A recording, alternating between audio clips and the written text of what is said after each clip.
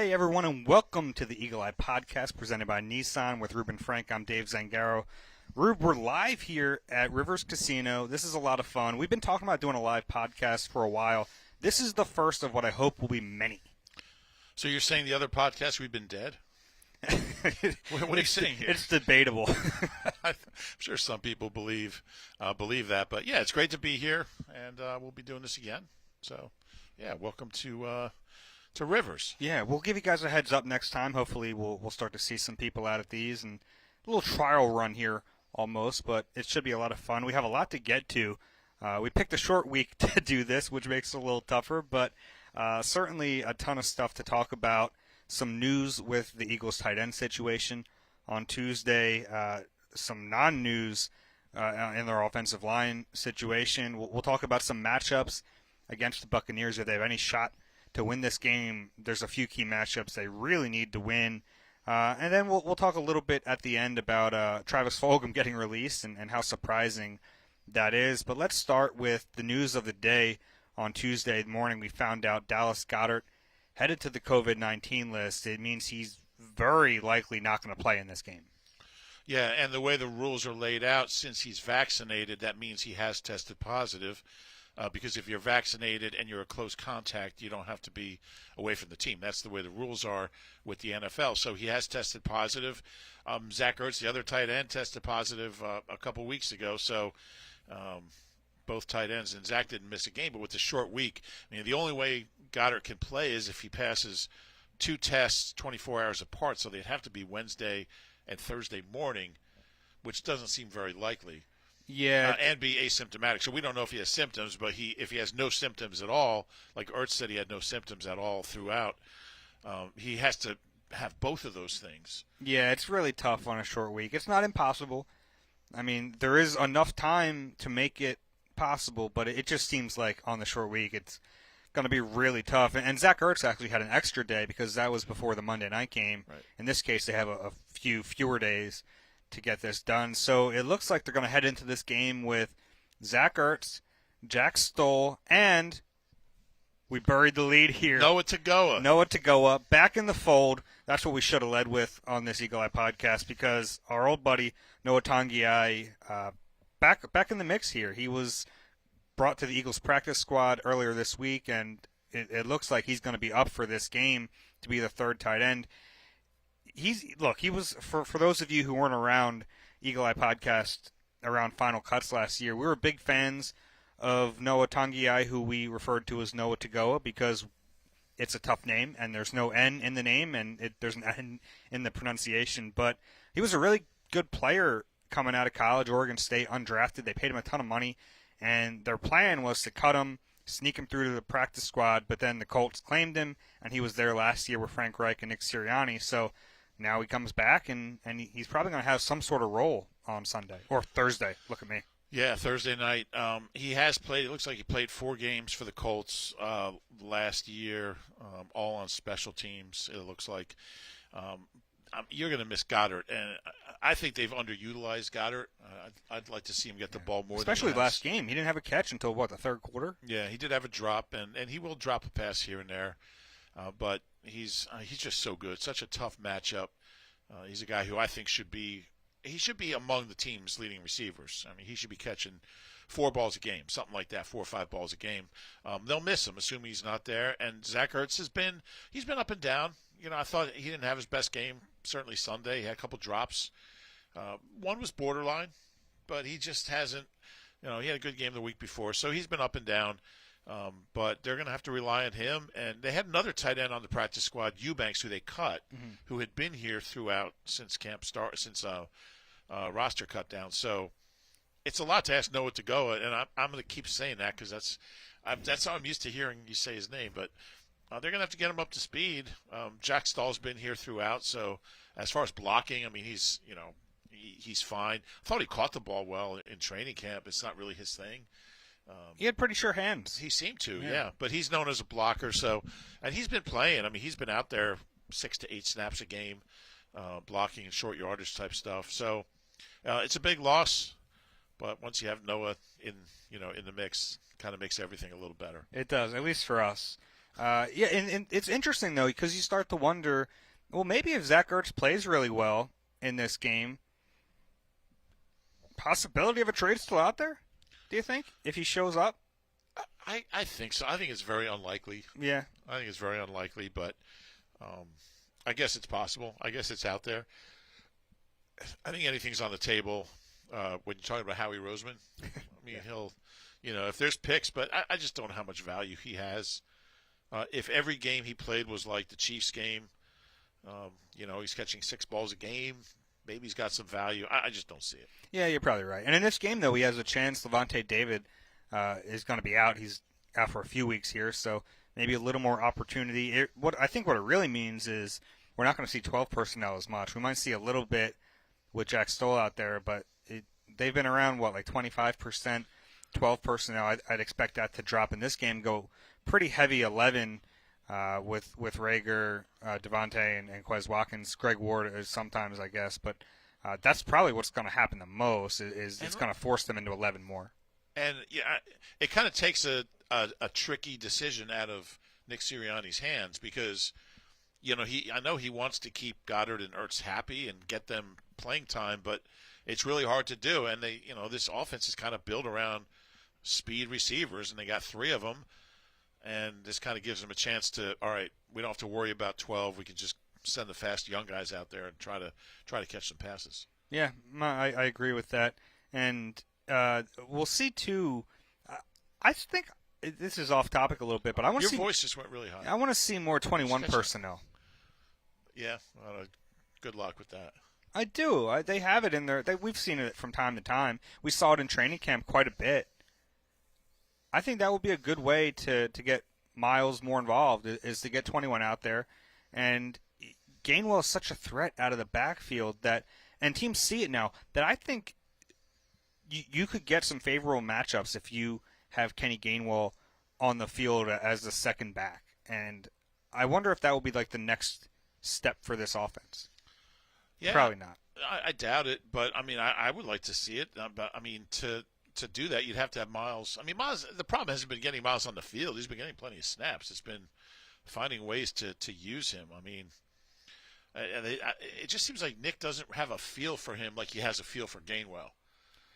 Yeah, well, I mean, the RPO is a part of it. That's true. I mean, Nick's kind of used it as an excuse, but it is true that they, a lot of those RPOs, when they end up being passes, would be runs to Miles, but they end up being passes. I'm not letting him off the hook for it, but that there is some truth to it. Whereas Gainwell, I think those plays are more designed to go to him. Yeah, I think especially in the pass game. I mean. That's probably true. I mean, Gainwell's their guy. He just seems like a better fit. I mean, we talked about it the other day. I don't see that changing. Yeah, I mean, but I also don't think he's the type of player they would want to be like the guy. No, I would agree with that. But it almost seems like if Miles doesn't, like if he gets his one carry in the first quarter and gets like no yards or 1 yard or -1, then you're like, all right, that's not working. Let's try throwing the ball 30 times in a row. You see teams that run the ball and have an authoritative running game. The guy might, like Shady used to always be like 5 for 7 on his first 5 carries, but he would get a feel for the defense, and the O line would get a feel for the D line, and you would keep dialing it up, and eventually those 1s and 2s were becoming 7s and 9s and 12s, and before you knew it, you were controlling the game that way. So I'd like to see Miles have the chance to not have to get 10 yards on his second carry. Like, let's just feed him the ball and see how he does, because I think he's going to do pretty well. Yeah, and I think there is something to be said about getting into a rhythm as a running back, and it doesn't look like he's really found that rhythm in a lot of these games. He hasn't had a chance. Well, yeah, that's what I mean, and I think it would probably behoove Nick to give him a chance to do that. There have been some plays early in games where he's not quite finding the hole. He's bouncing it. He's not hitting it where he should be, and you wonder if he's starting to press because he's like, hey, this might be my only carry. He was actually in asked the first that. Half. He was asked that today, Tuesday. He said he's not consciously doing it. He said, that when there's a stacked box, he's got to make sure he just goes forward and gets, if there's 2 yards, get to 2 yards, and not string it out sideways and maybe have a loss of 3 or try to, you just can't do that stuff in the NFL. Guys are too fast. So you just got to take your 2 yards and make it 2nd and 8, and so he can throw the ball for the next 11 plays. Yeah, some of the viewers are telling us to tell Nick to run the ball.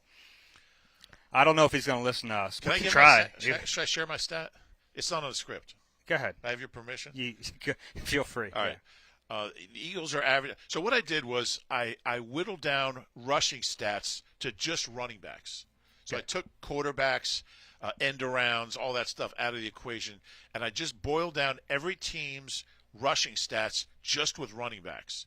The Eagles are 4th in the league at 4.94 yards per carry. Now the Cowboys, Browns, and Jaguars are all over 5. Cowboys are averaging 5.6 with Zeke and Pollard. Browns, obviously, Chubb is one of the best. But the Eagles are 4.94, so 4th most yards per carry by their running backs. And I also broke it down by number of carries. So who's got the most carries? It looks like it's the Titans have 151. Obviously, they've got makes sense. One of the best backs in the league. He's already got like 600 yards. It's ridiculous. 151 for the Titans. The Cowboys are up there. I mean, they have 140. The Browns have 149. These are teams that commit to the run and also throw the ball a lot too, by the way. Eagles have 69 in 5 games. 69 running plays. And so, I mean, and that's the most.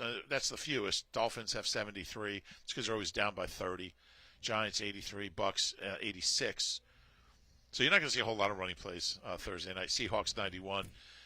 So nobody's. I mean, there's only 2 teams within 20 of the Eagles. So they're 4th in rushing average and last by far in carries, and that's a disconnect to me. So when are you giving that to Nick?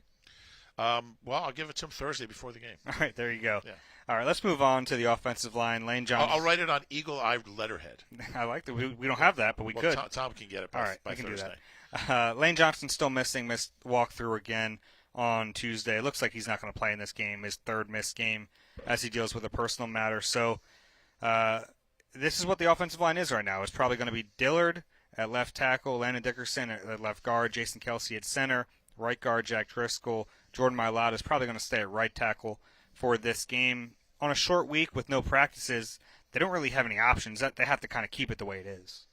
Yeah, and the only option would be to move Mailata back to left tackle and play Driscoll at right tackle and Herbig at right guard. So it comes down to, would you rather have Dillard out there or Herbig? And yeah, they're going to go with Dillard, who has played well. He's been fine. So I get that, especially on you want to develop as much cohesiveness as you can with your 18th different O-line since opening day of last year. With Lane, I think everyone wants to respect his privacy, and a lot of people are asking, what I mean. Nobody. I think for all of us, it's just when Lane is ready, if he's ready, then you welcome him back. But I don't even feel comfortable like speculating or guessing or any of that stuff, just because it's obviously important enough for him to be away, and I think we all just have to respect that and honor it. And everyone thinks the world of Lane. I mean, he's a great guy. He's a great player, great guy, and just hope he's okay. Yeah, and look, I get the natural curiosity. Yeah. It's a really unusual situation. I can't quite remember anything like it.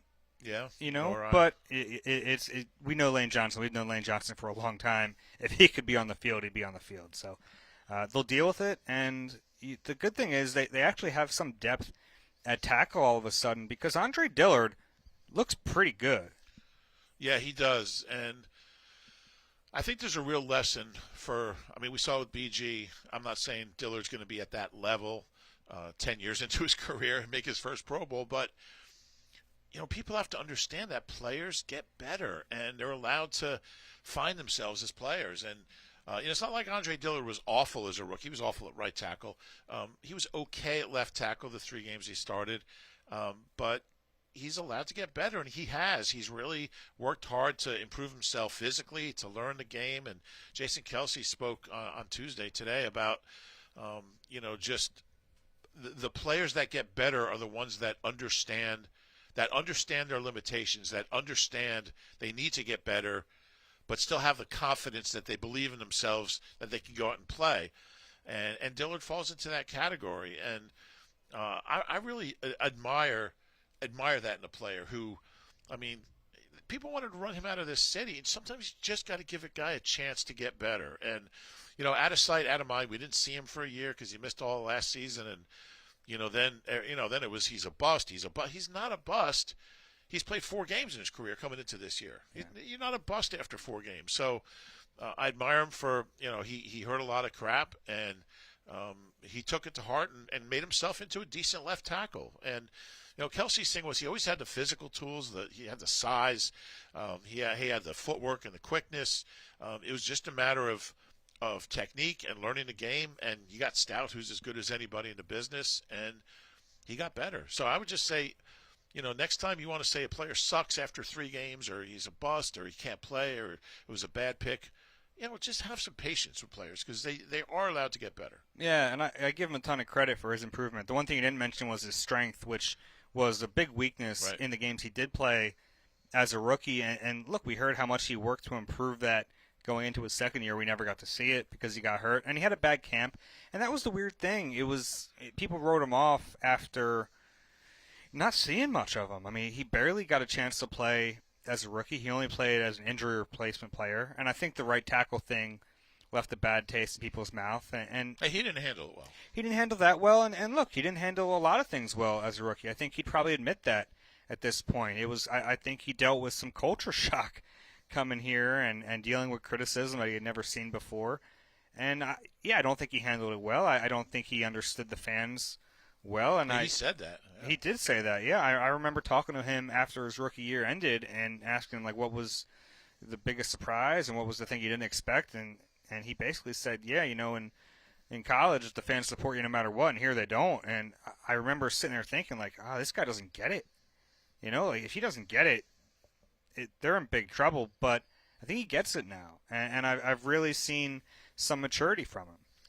Yeah, and it's something that I think goes into the scouting process is, in this city, it has to be, how's he going to react to playing in Philadelphia? Mm-hmm. And the Eagles never really got to that point with him, because they never really, they didn't think they'd have a chance to draft him. So I know it's something that was a huge thing with Donovan. It's like, he's going to get booed. He is going to get booed. How's he going to react? How is he going to handle it internally? Is he going to fall to pieces, or is he going to, just let it motivate him to do better? And say what you will about Donovan, he's very, very mentally tough, and part of the scouting process was this kid can handle whatever the city throws at him. And I think that has to be part of the evaluation of any first-round pick. Yeah, and I think that as we've seen with Dillard here, to see the growth to this point where I don't question whether or not he's one of the 5 best they have available. I trust Stoutland to figure that out, and I think he is. I think they're much better with this, and I understand there's this thing, well, why should Mailata have to move? And I get that, but I think if Dillard is better at left tackle, then you don't just do it out of spite. You don't do it out of spite and just say Mailata's our left tackle, so we're moving Dillard. If this is their better, I think it's pretty clear that Mailata's better at right tackle than Dillard. So you do that, and you get your best line, and Jordan is a trooper, and you go with it. And that's a big part of it. Jordan is wherever they want to put me. Mm-hmm. And he's a better left tackle than right tackle. Mm-hmm. But they're all those guys are all about the team. Herbig is I don't care where they put me. Dickerson's they want me to punt, I'll punt. All these guys are, and it all comes from Stoutland. They all have that approach of, it's about the team. It's not about me. And that's, I think it's part of the offensive line mentality. You kind of, playing offensive line is working as a group. It's working as a team and a unit. Kelsey has said that's what he loves about the position. You're working in concert with guys that you're friends with and that you believe in and you trust, and that's what makes it special. It's not like you're, if you're a wide receiver, you're kind of out on your own. But that teamwork element is something that is huge at that position. Yeah, no, you're right. It totally is, and this is what they have to work with, and you give credit to Jeff Stoutland for figuring out the best way to handle it. Philly is the city where it all began, the pursuit of happiness, a city that loves to play and lives for the win, like Rivers Casino, Philadelphia, where better odds, more playtime, and a rewards program that's a rush are only the beginning. Catch a game at the Bet Rivers Sportsbook, enjoy a legendary steak at Hugo's Frog Bar and Chop House, Chicago-style steakhouse that's sure to become your new happy place. Rivers Casino, Philadelphia. Philly loves a winner. Gambling problem? Call 1-800-GAMBLER. Rube, we had a chance to talk to Jonathan Gannon on Tuesday, and I really enjoyed talking to him. There's always some sort of insight to gain from it, and he does explain himself a little bit, and I like that he even self-corrected from his previous press conference, and really from when he got here. He does have a scheme. He finally admitted, yes, I have a scheme, and we knew that, but I think he did a better job of explaining his point that, yes, there are fundamentals of my scheme, but we're going to tailor it to each individual matchup, and that's what they've done with different levels of success and failure. Right, and I understand what he was saying, and people kind of attached themselves to the, people jumped on that. I don't have a scheme. Why do we hire a coach who doesn't have a scheme? What he was saying was that there's certain basic fundamental tenets that you want to run against some teams, depending on whether they throw or pass, what their strengths are, and there's other things you want to run against other teams. Every offense is different, and we're going to use the personnel and the formations and the play calls that help us stop that team the best. So it's not like I'm going to run the same. Now, the biggest criticism of Jim Schwartz was that he didn't adjust, which was BS. That wasn't the case. But now you have a coach who does adjust and basically saying, I'm going to adjust every week to what this team is doing, and now people are unhappy with that too. So you can't have it both ways. I think. Well, you got to be successful with it. Well, too. yeah. But this defense is interesting because, they've been very good in 3 out of 5 games. Mm-hmm. They only gave up, 16 points Sunday, 3 to Atlanta, and what was San Francisco? I don't remember the score, but it was not many, 17. Yeah. 17, 16, and a 3 in the first 5 weeks with, a new coach, a new staff, new players, and the two guys that lit them up are Dak Prescott and Pat Mahomes, who are 2 of the best quarterbacks in the league. So you don't want to see that, and certainly with Tom Brady coming to town, it's a little scary. But those guys do it to a lot of teams, and this is a defense that's still finding itself. You see personnel changing, and there's some guys getting more playing time, some guys getting less. I think he knows what he's doing. I think he's getting – I think for the most part, and he's certainly open to criticism for certain things, but I think for the most part he's getting what he can out of what he has. He doesn't have a lot. Yeah, and that's a fair point. I think the biggest problem they have on defense is a lack of talent, and it's really hard to overcome that. And I liked his game plan in the last game. He changed some things up. There were some more games up front that freed up some rushers, and he allowed Slay to travel with DJ Moore. And Slay locked him down. It was a fantastic game. Even aside from the picks. The picks were great, but he locked them down aside from the picks. There were no big gains. Right, and they haven't given up big plays. Only given up, I think, 5 plays of 30 yards this year. It's one of the best figures in the league, and that's what this defense is predicated on.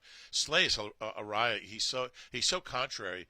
Like, he was asked after the game, or I think it was after the game, if this is the best game he's had as an Eagle. He's like, no, why say that? Just because I had 2 picks? Well, yeah. Those are huge plays. Yeah, and that's the thing. His point there is that I'm playing well when you don't see the picks, which is true. That is absolutely true, but picks are game-changing plays. Right. And they flip the field, and if you don't have, he's right. You can have a very good game without it, but they matter. Yeah, it's like asking Ryan Howard, "Is this your best game?" No, what? Just because I had 2 3-run homers? No.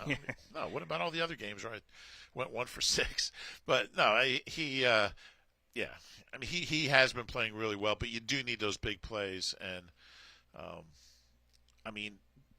you see if Fletcher, and look, we've talked about so much how the D-line and the secondary are connected, but you see Fletcher having a better game, you see Slay having a better game, it all goes hand in hand, and if that keeps up, they're going to be a good defense. Yeah, they're 2 guys who better play well for this defense to succeed.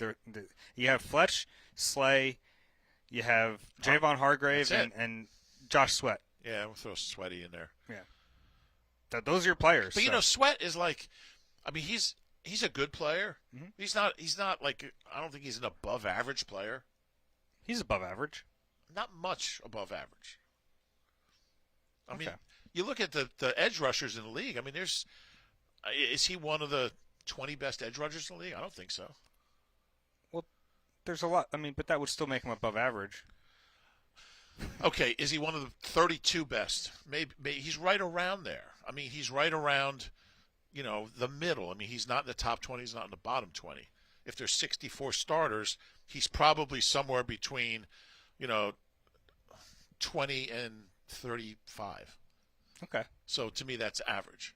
Maybe he's not. If he's 31 or up, technically he's above average. I'm just saying they don't have elite players, but since he's decent, we kind of think of him as better than he really is. That's what I'm saying.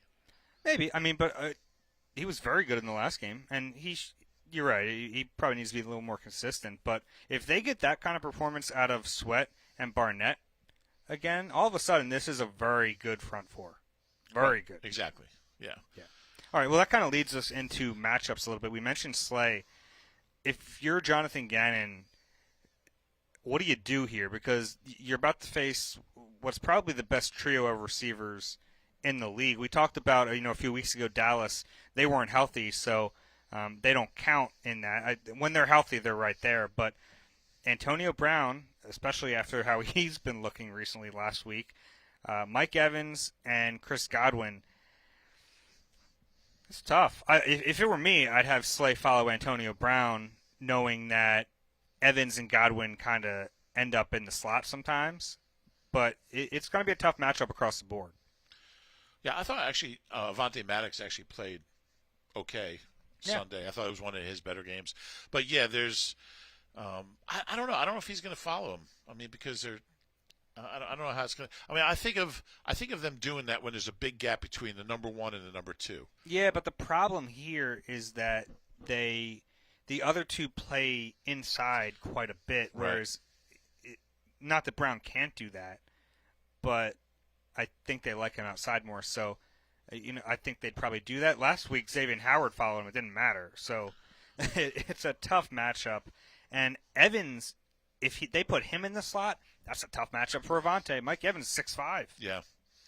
Yeah, I would think Nelson would follow Evans when he's outside, and Slay would follow Brown, I would think. But, yeah, and then Avonte's on whoever. But, yeah, they're they got three good ones, and they got a quarterback who can get him the ball whenever he wants. Yeah, the good news is maybe no Gronk in this game. Yeah. That'll be helpful. Yeah. But, I mean, I don't understand how old is Brady now, 44? 44. He's older than Jonathan Gannon. How can he be so good? It doesn't make sense. And you know what's funny? I was never a big Brady guy, and I'm talking like 10 years ago at this point. Okay. Because there was always the Brady versus Peyton argument, and I was always a big Peyton guy. Love Peyton Manning, still do. Watching him play football was one of my favorite things because he was such a smart player, and I was always holding on to, I think Peyton's the better player, even though Brady has the championships. And now you just can't argue that. I mean, to see what he's doing at 44 years old makes no sense. It defies everything we've ever thought. He's leading the league in yards. He's averaging 353 yards per game, which I'm who has the record for yards in a season? I guess Breeze has it, right? Or Peyton, one of them has it. But he's going to break every record. I mean, his passer rating is 109. His career passer rating is like 97. So it's like 10 over. What's he completing? 66% of his 15 touchdowns, 2 picks. I mean, he's as good as he's ever been. Maybe better. Well, yeah, I mean, maybe better. I mean, he's had better years if you taken it. But, I mean, like 07, I mean, he probably had one of the greatest years ever. But how long can he play? What if he plays till he's 70? You know how many touchdowns would he have if he played till he could play another 25 years? It doesn't make sense. He's 80. And it's tough for a young defensive coordinator going up against him. I mean, what do you do? Or an old defensive coordinator. Well, yeah, but, I think there's a reasonable argument here that Tom Brady knows a heck of a lot more than Jonathan Gannon, just in terms of experience. So, there's nothing you can throw at him that he hasn't seen dozens of times before. So I think the only thing you can maybe do is throw a twist on what you've shown on tape, and that's maybe a benefit for Gannon because he only has, 5 games of tape out there of his defense. But it's a tough task, and I don't really know how you handle it. I think you can fool him. But Brady is banged up now. Yeah. So the Bucs are making a big deal about, he's fine. He's had worse injuries. But it is a bruised thumb on his throwing hand, and his handshake hand. Yeah, well, he doesn't use it for that. But I kind of wonder if maybe they're overplaying this. Like, I kind of wonder if maybe it's a little more serious. You would think that a thumb on the throwing hand matters quite a bit, and I know he's been through worse injuries, but part of me wonders if they're kind of over peacocking a little bit, showing that he's fine. Yeah, we'll see, but even at 85% Brady still. He's not bad. Versus Alex Singleton is not a matchup that really favors the Eagles. Yeah, speaking about the linebackers, Leonard Fournette. I threw that your way. I appreciate it. Look, he might never live up to his draft status as a high first-round pick, but he's found a little bit of resurgence here in Tampa. He's not great, but he's averaging 4.5. He's still a really big guy. And I think he's broken 5 tackles this year, which isn't like an exorbitant number, but the fact that he's so big and the fact that the Eagles linebackers at times have struggled to tackle, I think that's something worth watching. Yeah, and when Chubba Hubbard's getting 100 yards against you, I don't mean nothing against Chubba Hubbard, but Chuba, whatever. Chuba. I know you just like the rhyme of Chubba Hubbard. Chubba Hubbard. Yeah. They're giving up 150 rushing yards a game. They're just they should be better. They should be a better run defense team. Well, it's tough. They're conceding a lot of those yards in some ways. So it's when you concede yards, you better tackle. Yeah, and certainly you're not gonna have a safety in the box this week. Yeah, that's you might not sure. see. It's funny. So NFL Game Pass, which I use to rewatch games and to watch. Film has been really slow this year on getting the film up, and it's It's not like it bothers you at all. Oh God, I know. I only complain about it every day.